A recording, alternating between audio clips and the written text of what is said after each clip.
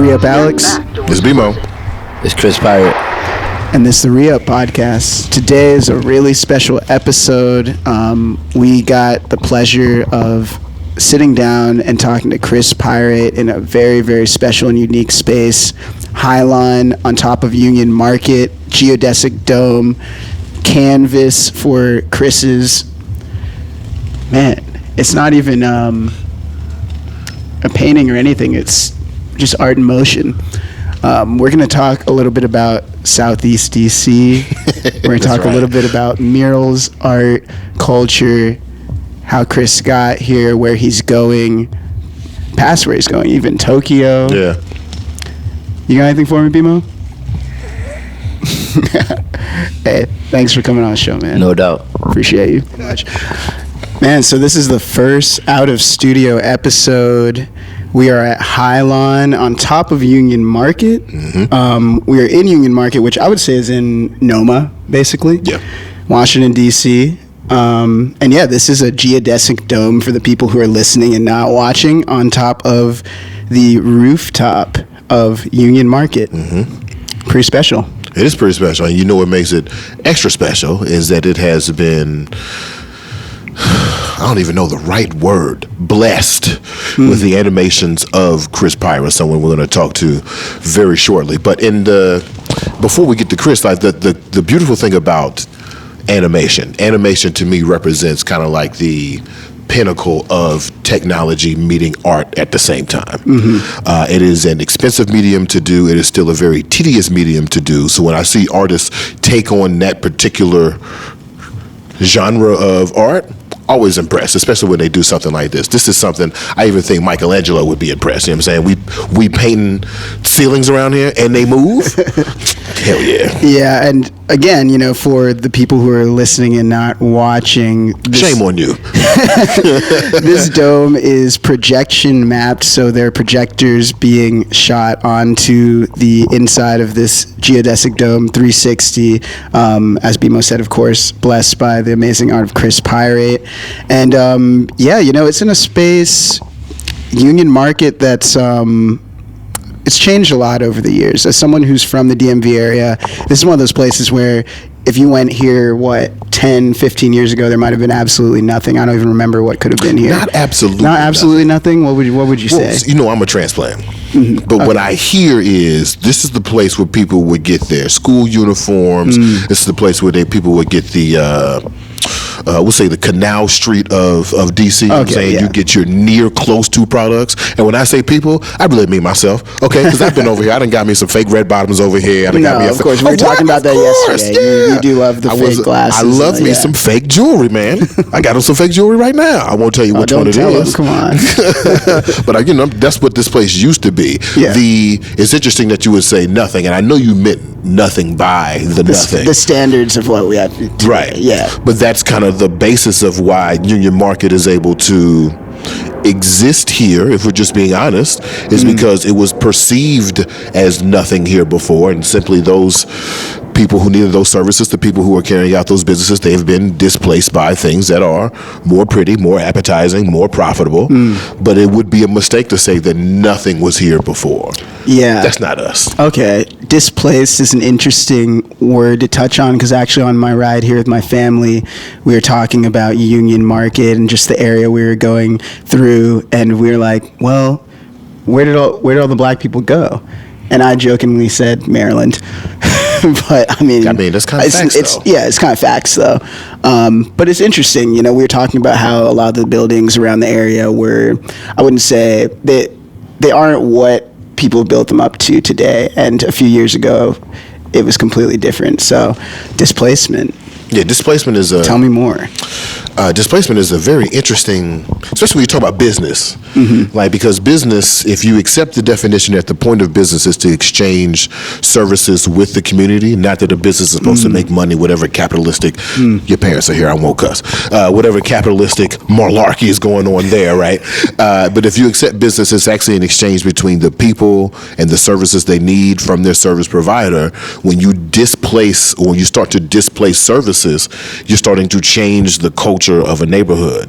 One of my favorite places in DC when I first moved here, coming from the Deep South, was Horace and Dickey's. Horace and Dickey sells cheap ass fried fish, and they existed on H and 13, H and 12 over there.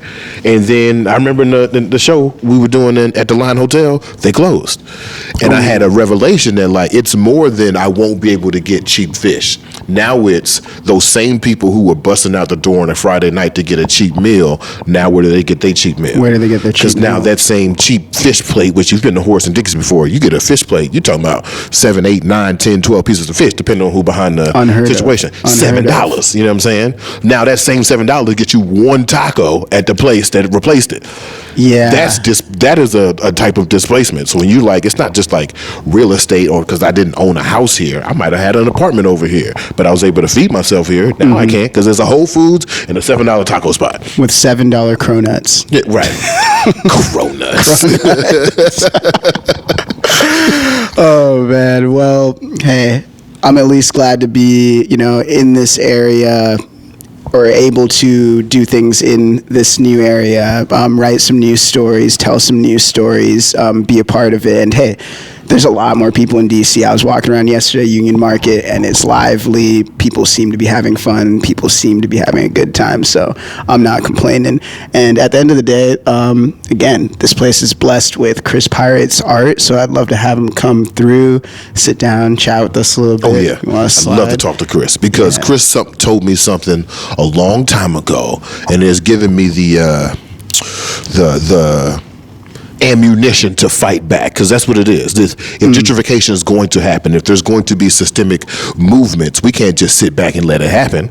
We need brothers like Chris to not only show us the way, but also kind of like break the mold on a couple things. Chris, real quick, do you remember, this is like back in the Line Hotel, you told me, we were doing the Over the Shoulder podcast, you said the first wave of gentrification comes in the form of like graffiti, mural artists, street art. Do you remember telling me that? Yeah, I remember that. Is that still true?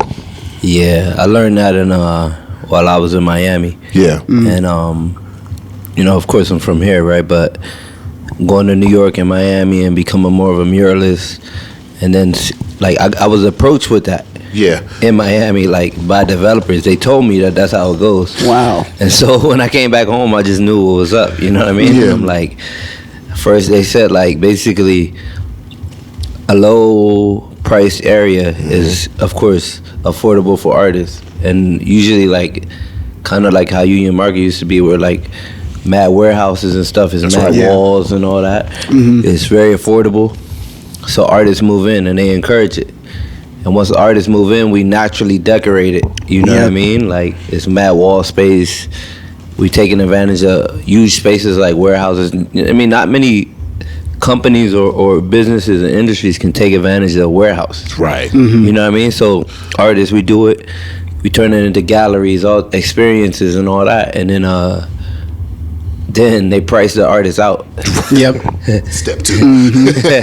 And then they keep the art. You know what I mean? Yeah. And then the big boys come in and do their thing. We get priced out, but we've already kind of made an area feel safe and interesting and entertaining. You know what I mean? And then it's a cycle. So when I had like, when we talked about that, I was fresh coming back from Miami, and I was just like, yo, like I want to do this.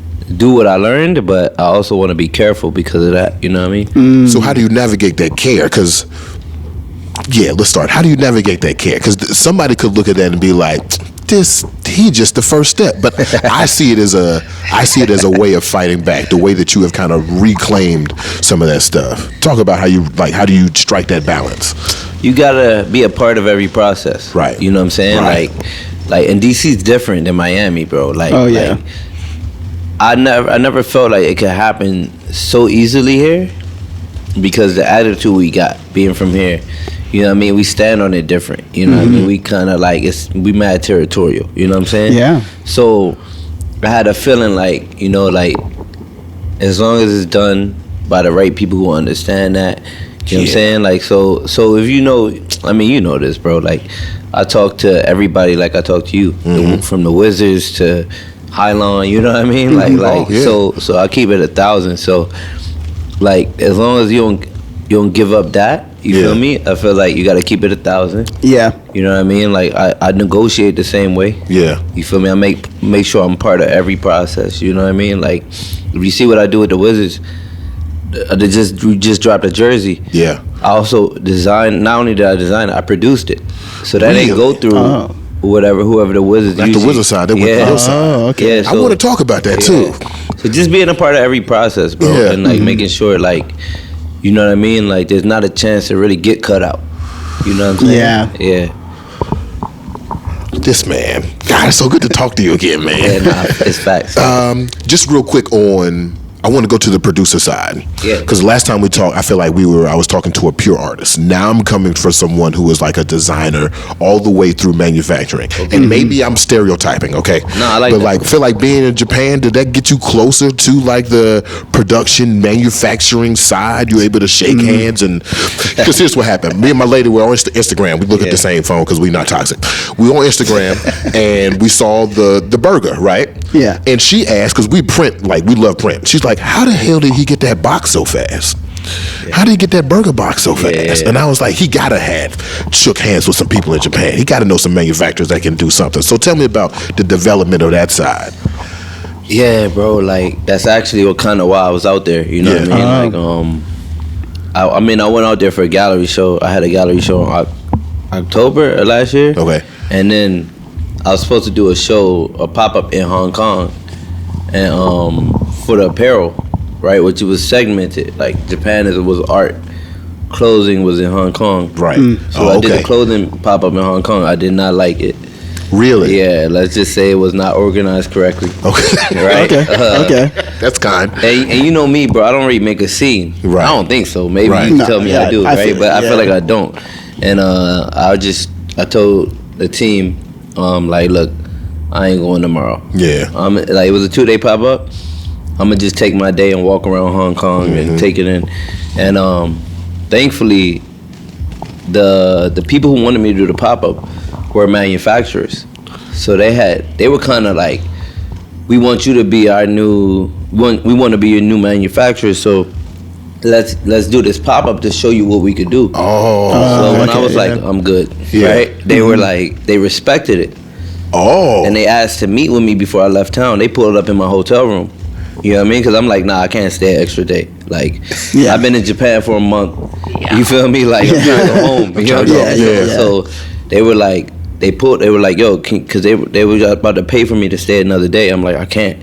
So they were like, can we meet you in the hotel room tonight? So we met in the lobby, and they're like, basically, we don't even know why you came to Hong Kong. You were in Japan. That's the holy grail that's where Hong Kong goes for this. Right? And I looked at my team, like, I've been saying this. Right. Like, yo, I didn't want to come to Hong Kong. No disrespect to Hong Kong, right? Because my partners now that I work with in Japan are from there. Right. But I would walk around Hong Kong and meet mad young people dressed cool. They were vibing, like, yo, what's up? You look cool. I'm like, yo, what do y'all do? We go to Japan. So I'm like, man, I was already there.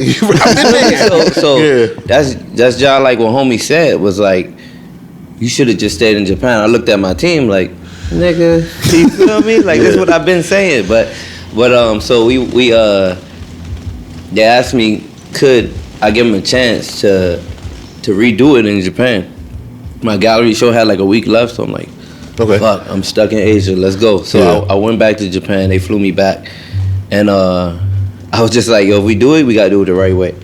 So I found a store, that 4-story joint. And I'm like, yo, we gotta mural it, we gotta go. I'm really trying to get them to say no. I'll be honest with you. I want the 4th-floor joint. I want the mural on top. The store I had found was in the middle of Harajuku, right beside Bape and all that. I'm like, no way they gonna say yeah. And they say yes to everything. And then thanks to them doing that, what happened was it made such an impact in the community that people didn't look at it like a pop-up. It was supposed to be a week long. It ended up being 5-6 months. You know what I'm saying? So that's why I came home and then I had to go back out there once it became long term, and I'm like, I gotta really get invested. But it's through your manufacturers. You know what I mean? Okay. Okay. Definitely want to touch on some of the partnerships and collaborations that you've had. Do you prefer to let those things kind of happen organically, or do you have kind of like a vision of, hey, one day I wanted to work with X, Y, Z, and then it kind of just as you go through making art, sometimes those things get closer, more far away? I think I had a vision a long time ago. Yeah. You know what I mean? I'm trying to remember that joint, honestly. I'm trying to like create a whole new 5-year plan, you know what I'm saying? Like basically my team knows this, like I had a plan once upon a time. You know what I mean? Like I knocked out a lot of that 5-year plan quick, you know what I mean? And then thanks to that productivity, people started hitting me up. Right. Yeah. Like one of the next ones is Smithsonian. You know, I just did the pop up with the Metro yesterday. Yeah, congrats. And like so it's like that's so crazy to me. So when I saw it, I didn't see it on yours. I just saw it on a random Instagram map on Instagram, man. And I was like, yeah, Metro. Yeah, I didn't even know where Ramada was, bro. Everybody keeps saying, bro, I don't know what that is. I just knew it was Metro. Metro. Yeah, but I learned through this. Yeah, oh yeah, Ramada. That's like a big deal, right? Walk me through that, because that just feels so. That feels so big. I don't know if I've seen a New York artist take over the whole Metro, the subway. Yeah. Chicago take over the L. Like I've not seen somebody do that before. True. Where did you come up with that? Was that in the 5-year plan? Nah, Okay. nah, definitely not. That's one of the joints I'm telling you. Like It just popped up on Organic. just from me doing stuff. Yeah. You feel me? Like at this point, I get booked faster than I could think of stuff. You know what I mean? But the team, we trying to get ahead of that now. It's a good problem to have. Yeah, it is for sure. But I also want to figure out what I want to do. Part of it is you talk about Japan. I'm getting more into directing. You know what I mean? Not just creative direction. I've been doing that for a break. You know what I'm saying? Like a creative direct, basically with the Wizards. You know what I'm saying? Like I creative direct with a lot of things. You know what I'm saying? Like for instance, the Wizards shit came from. Can I curse? Yeah, Sorry, That's cool. The Wizards joint came from a mural I did, which then led to the Cherry Blossom jersey. Yep. They brought me in on that project. I did the whole thing, but that was supposed to be a one-off. Here we are 4 years later or something like that, 4 years later, right? So it just everything becomes creative direction. Yeah. Because in order for me to do it right, I'm like, I need to know the person who posting on Instagram. I need to know the person who handles product, layout, all that, because like I was saying earlier, you gotta be a part of all the process. You know what I'm saying? Otherwise, you just a check off the list. You know what I'm saying? Like so like when it comes to Metro and all that, these I guess from one project, other companies just see it, and they hit me up, and especially in DC, like when brands are trying to like communicate something, usually they ask me to help. You know what I mean? Of course. Hey, that's good. You touched on the Smithsonian too. What's that going to be like? Is that going to be similar to like the Metro project, or? Yeah, at least that's how it starts, right? Like, yeah, you know what I mean? But the Smithsonian is art related, so who knows where that's going to go. But I do have plans for that one, right? But it's starting off with a merch collab with Hirshhorn. Oh, of course. Yeah. Yeah, right now they have the Basquiat and boy, that is crazy. Yeah, and what's the other artist with from Hirshhorn? They have the Basquiat. And Basquiat Cause, I think, or Basquiat something. It's Banksy. Basquiat Banksy exhibit right now. Yeah, there we go. Yeah. Okay. But wait, I meant I want to finish that thought. What I was saying was, in Japan, I got close. I know the manufacturers, like, you know what I mean, and I have manufacturer like directors, you know what I mean, who can handle that for me. But now, like, what I really got into in Japan was heavy on aesthetics and animation, right, and direction. So I want to expand from just creative direction to visual direction. You know what I mean? Like, yeah. So give me like a dream project. Like, give me something I'm gonna see in 5 years. You'll be like, yeah, that's what I was thinking. In less than 5 years, you about to see me and Shorty, who Laura from Australia, who did this. Yeah. Right. We about to do I gotta still pitch it to her, but I already know she gonna say yeah. Like, but it's this short film called Mumbo Sauce, right? And it's gonna be like a day in the life of a DC city person, like native, but you're not gonna see them. Right. You just see like from their perspective. Yeah. And the whole time, I'm just leave it at this. The whole time, they try not to spill their mumbo sauce as they're walking through the city. and yeah, it's gonna be a cool animation inspired by. I got to visit Studio Ghibli, like out there. You know what I mean? Yeah. Wow. And I got to see. How'd it go? I got to see a hidden film that like you can't record or nothing. Apparently, it's been out for like over 10 years. Wow. But it's only there. So it's a short film and it shows like a day in the life of like the rural of Japan. So I kind of got inspired to do that for here. That and then I got a full anime we've already started. I'm gonna show y'all. Yeah. I'm gonna show y'all. This joint looks crazy. Yeah, I bet. Yeah. Okay, since we're on the Ghibli real quick, what are your thoughts on the AI? What are your thoughts, especially on the bastardization of specifically Ghibli? It didn't seem like they were consenting in that moment. So how are you dealing with that new relationship with this new tool? I don't even want to put it out there, but I guess until I see somebody do me and Chris Pyrate style or something like that, then I probably won't feel super crazy. But I mean, can we keep it a buck? I mean, people doing that without AI. True. Yeah. Oh, that's a big fact. That is big facts. Yeah. How are you dealing with that? Like, cause so I have a homeboy who's convinced that the only thing that you can do flowers. The flowers. Yeah, that's funny as He's shit. just convinced that that's the only thing you can do. And in that mindset, when he says like, "Oh, I seen another flower today," it seems like it's almost like he's kind of like trying to poke at you, like somebody else doing what you can do. And I'm like, I don't think he thinks that way. How are you dealing with like, for lack of better words, counterfeit? How are you dealing with that? I like that counterfeit. Yeah, right? Yeah. Because some of them get close until I look like, wait a minute, hold up now. Nah, for sure. At a point, they say like the flattery thing. Yeah. Right. But also like, that's just some loser vibe to me. You know what I'm saying? Like, to be real with you, like, like I just think it's an easy way out. You know what I'm saying? Especially if you're doing it locally, right? Because you piggybacking off the back of the work. And like when I started this, bro, it wasn't even cool for a man, let alone a black man, to be doing flowers. Exactly. You know what I'm saying? Yeah. Like, so I remember at a certain point, people thought it was a white girl doing it. Yeah. And, you know what I'm saying? And then they realized, oh, it's Chris. So then they thought it was a white man. You know what I'm saying? Okay. It's layers of like, you know what I'm saying? Because even though a lot of people always knew me in the city, I wasn't always putting my face on the art. Exactly. You know what I'm saying? I'm not really. It is what it is. Like I want the art to speak. Yeah. So I think the layers of me normalizing that, you know what I mean, and making it acceptable. Yeah. You feel me? Like somebody just trying to piggyback off that. You know what I'm saying? Without doing the hard work. I just think that's corny, lame, and I just think it ain't gonna last. You know what I'm saying? Like you gonna have to copy probably somebody else after that, and you know what I mean. Until you gotta find your own voice. Right. You know what I'm saying? I'm not, bro. I am what I am. I do what I do. You know what I'm saying? I ain't worried about it. But also the people speak.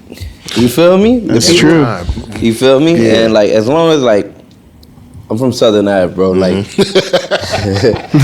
knew it was coming. It's true. It's ways I could deal with stuff. It's true. You know what I'm saying? But when I learned a new way, usually when I just stick to what I learned works and try not to go to like an old territorial mindset. You know what I'm saying? Like usually when I just keep it in the wave that works for me, it handles itself, man. I know it ain't. If you out there doing that, life ain't easy for you. I know that. You feel me? That's real. Kind of getting back to drawing, which is the point of really this entire podcast. How did the cherry blossom design kind of come together, or like when you did it, how do you know that you were done or ready to kind of put that out? Because I would imagine that's not what you started with, you know? No way. Like, so I was working in New York, right? Like, so first I was designing for a company here called Up Against the Wall. Yeah. Way back. Oh, I remember Up Against the Wall. I had a $60 t-shirt. Springfield Mall. Yeah. I remember that. So I was working in Georgetown as a youngin', just up against the wall underneath their headquarters. And honestly, I used to just draw. I got all my friends hired there, right? Like, I thought it was That's fire. what's up. Yeah. I used to skate, so it was like, cool to be somewhere that skating wasn't weird. You know what I'm saying? So I would go to Georgetown all the time. Yeah. And then, you know, one thing led to another because of my style or whatever. Up Against the Wall asked me to work over there.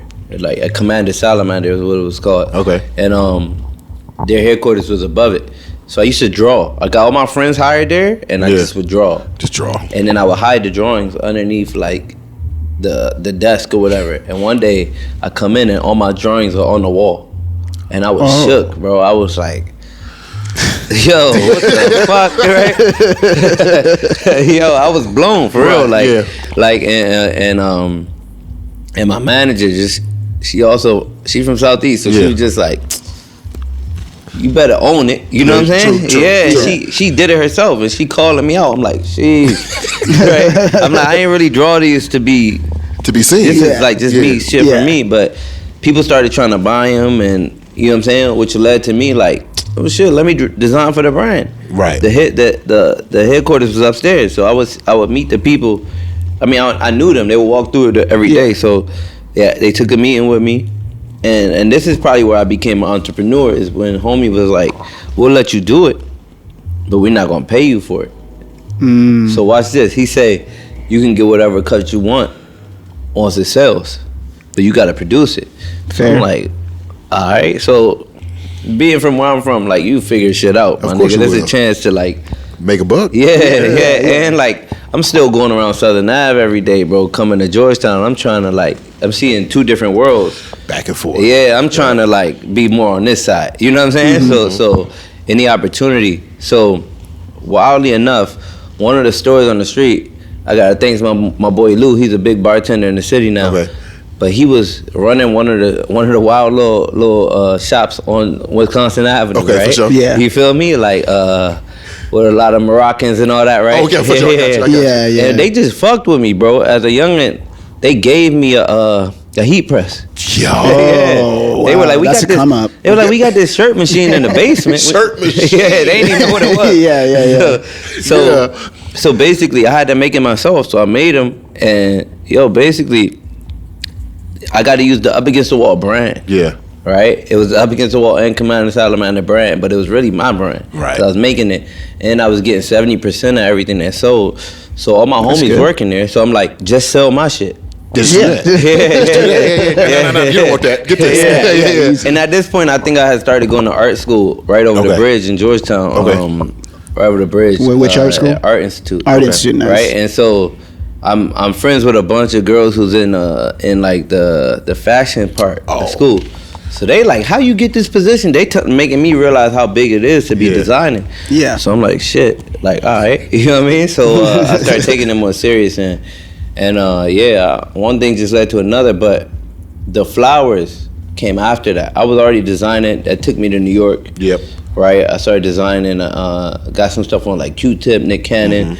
I'm working with a celebrity gym that my cousin put me on with, and then I started working in comics and storyboarding. That's right. Right, in New York. So that's when I learned to draw anything heavily detailed. Gotcha. So your boy's wrong. The comics. Your boy's wrong. You're drawing. Right? I can draw whatever, right? No. Hey, shout out. You know who you are. You heard it. Your boy can draw.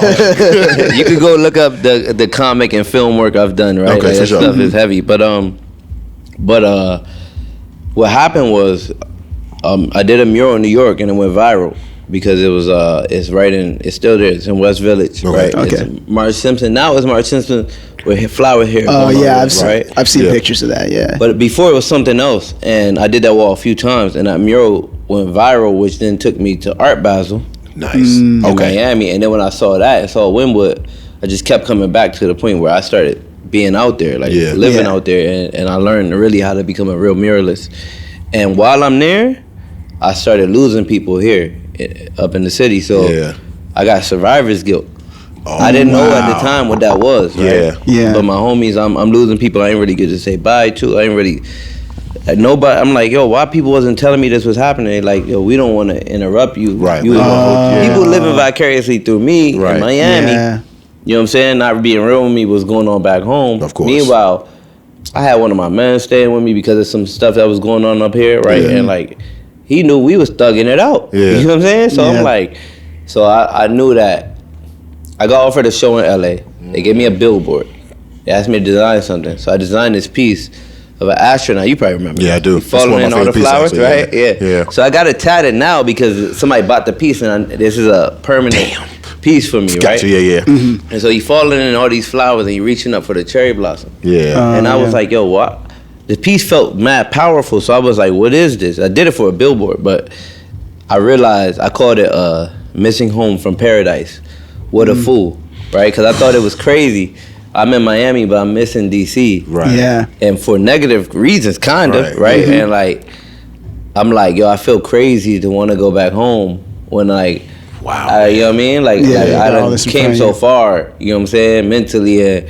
At the time, in Miami, I was going off on people, bro. On some city shit. I was going wild. Yeah. So, and that's the part of me that I had grew from. So I was just like, yo, I got to go home and make this right. And everything you seeing, the flowers come from that. Wow. Everything you seeing comes from that, bro.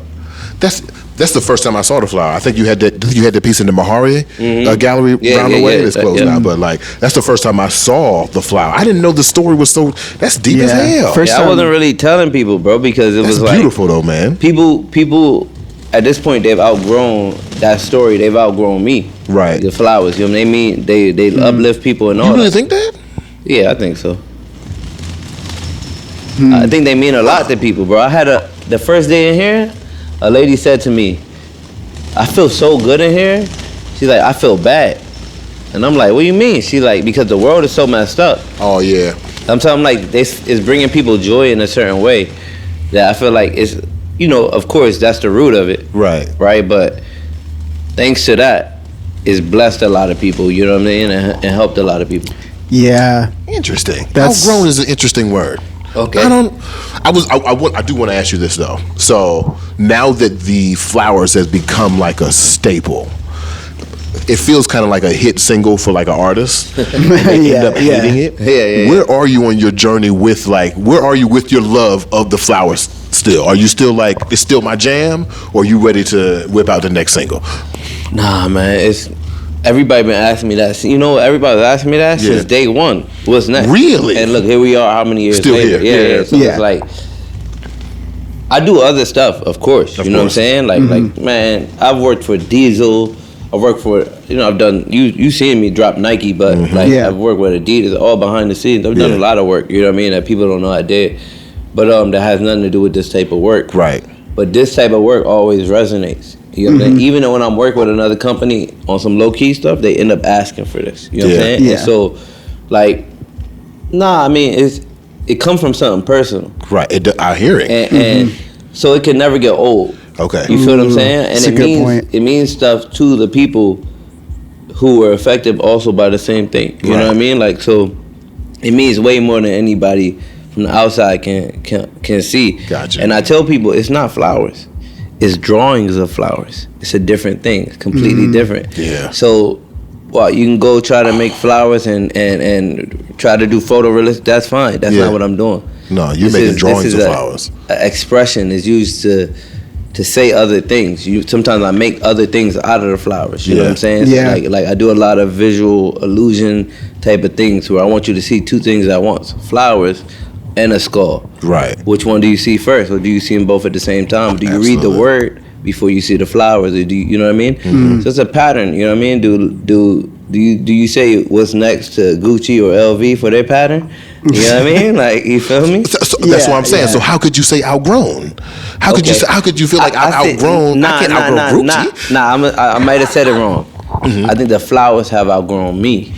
Okay. Yeah, I think they're bigger than me. Okay. I think the flowers are bigger than the reason that they started too. I got you. Yeah. Oh, okay. Yeah. Not me. That's not bad. Flowers. No. They've gotten so big. I don't even want to. It seems too small now. Yeah. That's Because I think people have. Bro, I had a mural in New York one time that it was a dragon.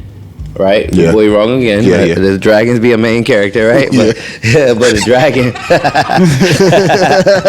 Shout out to my boy who be wrong. Yeah, hey, man. We all got one. But he spit the flowers, right? Yeah. It's a dragon.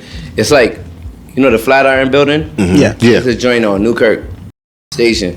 It's like a Flatiron type of building, a V. So it's the dragon's coming across, and he spit flowers on the other side. Right. And I'm drawing it, and building it all up. You know what I'm saying? I'm staying in the town, right? In this part of Brooklyn, and there's a girl who keeps coming, right? And she is an artist, so she giving her perspective, and she like, man, the flowers are pain, and I'm like, damn, she don't even know the story, right? Yeah. So, and then it's like an older Haitian gentleman that keeps coming, and he works at a restaurant right there. He take care of me, you know what I mean? And he like, nice. He like, your flowers mean love. So. Okay. One day they both there at the same time, and I said, "Yo, you said pain, you said love, debate." You feel me? So and while I'm painting, they just go and explain it, and neither one is wrong. Right. You know what I'm saying? Like, yeah. because at this point it's outgrown, but also that story of where they come from, lost. That's love and pain. It is. You feel me? Yeah. That's real. Yeah, I definitely want to touch on something that's special to me. Obviously, collaboration, building people around us up as we build ourselves. How did Chris Pyrate and friends come together? I just never wanted to make it all about me, bro. It's just, you know what I'm saying? It's like, it's something that I always, especially Bimo knows this, when I first came back to the city, I was able to really help boost up the art economy or whatever you want to call it, right? Like the art scene. Yeah. By just recognizing the talent that I felt like. So in Miami, right?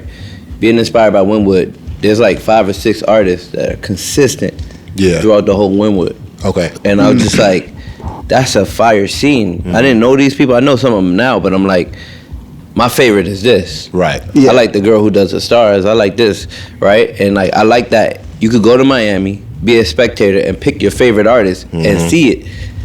And see it progress. You know what I'm saying? And so I just thought that was cool, like almost like having a favorite NBA team or something. Right. Yeah. So before I came home, you know, thanks to PBR, remember that? Like, do I? Yeah, they backed me and they gave me the budget and the creative control to just kind of creative direct, right? And so basically, I saw different artists that I felt like could be that for DC. So I got behind them, and I was like, yo, I want you to do a project. I want you, and I was able to like PBR to sponsor them and sponsor these projects, get a lot of murals up. We paid for the murals, you know what I'm saying? Like, and I could have just paid for my own work and just did a bunch of murals, you know what I'm saying? But to me, that's not a community. Yeah. You feel me? So I wanted, selfishly, I wanted this to feel like Wynwood. When I first thought I had to move home, I thought I had to give up art.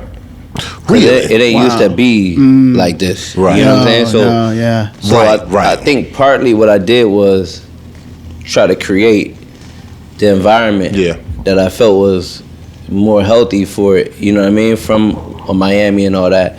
And I tried to create that here, and that was through artists who I thought deserved just as much of a shot as me. Yeah, You get what I'm saying? That's real. You know, I completely resonate with leaving somewhere and coming back to the DMV and bringing those values and the things you learned and actually ingraining them into the community. Because I mean, I did a similar thing leaving, and I left because I wasn't finding what I wanted in the DMV. And then when I came back, I was like, what I think the biggest thing I learned is that you can find art, music, creative, you know, whatever you want in any place because you can build it yourself. No, for sure. It doesn't matter where you are. For sure. Man. Yeah, I think I specifically remember the DC Statehood project in which you called together. It was like Kiana, DIEGLO, Pizze. Shout out DIEGLO. I can't remember all the artists you put together, but all of them, a bunch of everybody. all of them became my favorite artists. Like that was the goal. That was the goal, bro. Right. All of them became my favorite artists, and I have been following their careers. I have their pieces in my home. Like, it's just the way that you came back to the city and put other people on was very inspiring. It's something that I feel like it's something that is, if there is something to be stole from you, it is those blueprints. Yeah. So like, I'm going to steal from you because the idea is that I'm not going to like take. Don't steal the flowers. Not the flowers. That's crazy. That's crazy. I couldn't even draw them anyway. But like, I never thought about the idea of like, oh, you could partner with Metro. That didn't even seem possible to me because like, the price on Metro keep going up. It don't seem like the 3 states can get along to make sure that the Metro remains affordable for people like us. But then I see, damn, Chris Pyrate he has the Pain and Love flowers on the Metro jacket. And I'm like, oh, duh. Oh yeah, you could do that if you asked, if you became such an institution, if you tried to partner in that way. What is now that you are back, and I don't know what your permanent plans are, but like, what do you feel like your responsibility is to the friends, to the emerging industry here, to the people who are following in your footsteps? We in the dome right now. Yeah. I think, well, like, okay, I could just tell you what people told me, right? The homies are like, yo, you really changed the game with the Metro drink.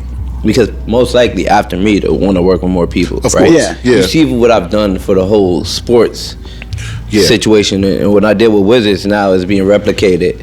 You know what I mean? Yeah. Like, yeah. You know what I mean? Making waves. Good or bad, it's being it's replicated. going, you know what I'm saying? And so, like, all of this, you know, like, these are corporations, bro. Yeah. So they all can't just work with the same person. You know what I'm saying? Right. Hopefully they get creative when they work with somebody else and don't imitate. You get what I'm saying? But the idea is to set the play. You know what I mean? Even Tokyo, now we're working on a program to bring DC art to Tokyo. You know what I'm saying? Amazing.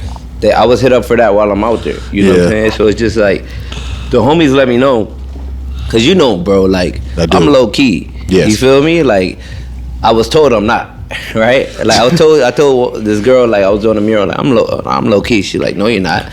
I'm like, that's because the art isn't. Right. But really, I'm still low key, and I just tend to just like to be. You get what I'm saying? But through the homies, they let me know, like, nah, I can't really be like that. You feel me? I gotta kind of, like, you feel me? Own it more. You get what I'm saying? Like, so you about to see more of that, right? Because the homies are like, yo, you gotta set the plays. You feel me? Low key. Yeah. I mean, because if you opening the doors, you also got to crack a window. Got to let somebody else in that joint. Yeah. That's real. Yeah. That's real. It's a God, I'm so impressed.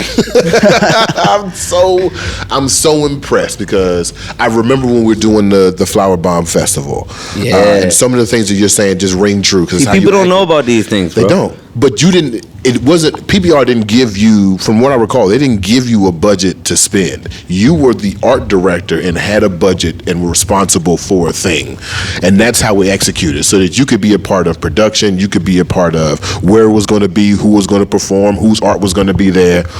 Do you? I'll talk about this off mic, but there was a particular conversation we had with an individual here, and it was like, fuck it. This person, let's just say we had a budget like $50K. We went to visit this person's institution, and they said, "Give me the $50K. We can charge artists to perform, and we'll paint the whole building in PBR colors." Do you remember that? I think I know what you're talking about. Yeah.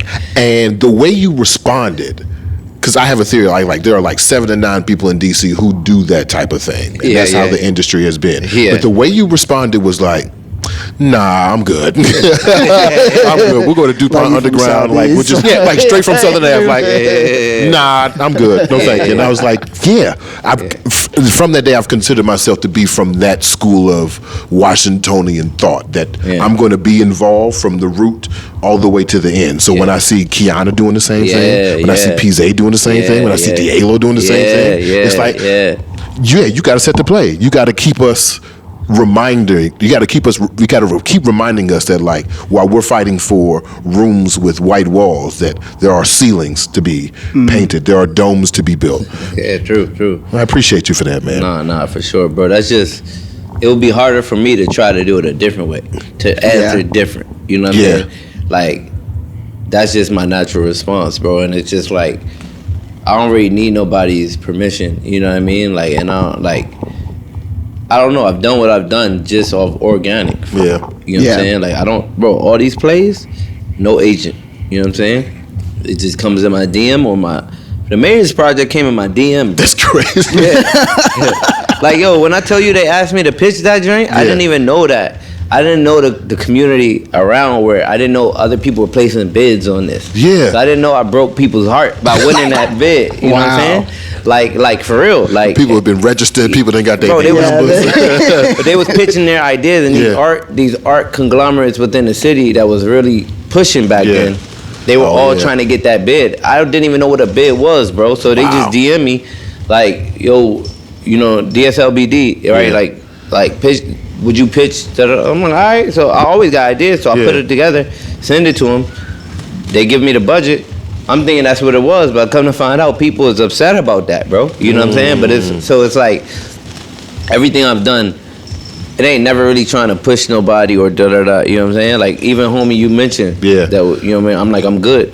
That's not meant to push his buttons or nothing. It's just like, I could have been offended by how they approached it, but I choose not to, and it's just like, all right, I'll just do it my way. Right. You know what I'm saying? Like, go my own way.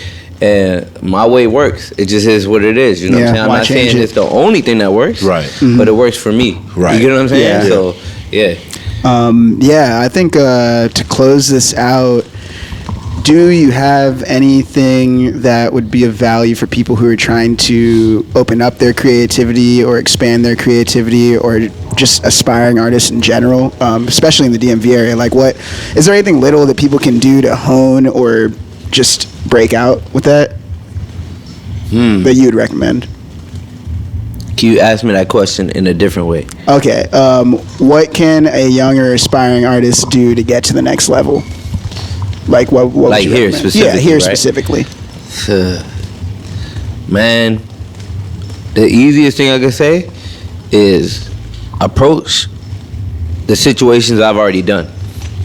Because they've already worked with an artist, and they're probably looking to work with more. You know what I mean? Yeah, honestly, honestly. But or their competitors, or their, you know what I mean? Because what happens is it sets a bar, or like proof of concept. You know what I'm saying? And I'm not the only one person that exists, and then the other companies try to, like, you know what I mean? Like, everybody feels like, oh, no, that's a door we all gotta walk through. So they can't all work with me, and I wouldn't even work with everybody. You know what I mean? Like, so study that. You know what I'm saying? And then not just me, also other artists who are kind of doing similar. Look at it that way. Yeah. Right? Because these are doors that are open, and how industry works. That door stays open. You know what I mean? And like what that artist gets to benefit from is not having to be the first. That's right. Yeah. The first is not fun, bro. Right. You gotta. It's true. Teach them how to work with the artist. Right. You know what I'm saying? Right. Like, you there when a lot of people may not even know this is a thing. You know what I mean? Until after my project comes out, and it's like, oh, Chris did that. You know what I'm saying? And then the next artist, now this is known. Like, let's say Metro does somebody else next. People are expecting it. Exactly. You know what I'm saying? And like, instead of like, people are like, you learned on somebody else's Instagram because you're not following Metro for that, at least, right? Exactly. So, all right. Yeah. All right. No, we feel right. So wait. I wanna do something on camera, right? Okay. Of course. I want to get y'all live reaction to this. So you want to know what we was doing in Japan, right? Oh boy. Oh boy. So only y'all see it, but I want to get y'all reaction. I don't know if I'm ready. Oh shit. Oh no! Oh, they're not ready. They're not ready. That's incredible. So you asked what's next? Real direction, bro. Directed film, animations, all that's that. crazy. Yeah, wow, everything else stays. But you see the flowers? Yeah, I see that. They come along with everything. Of course. You know what I'm saying? I'll tell you, he on to something. Yeah, he on to something big. Something big. Hey, you see this? Yeah. How wrong is your boy? Not wrong. My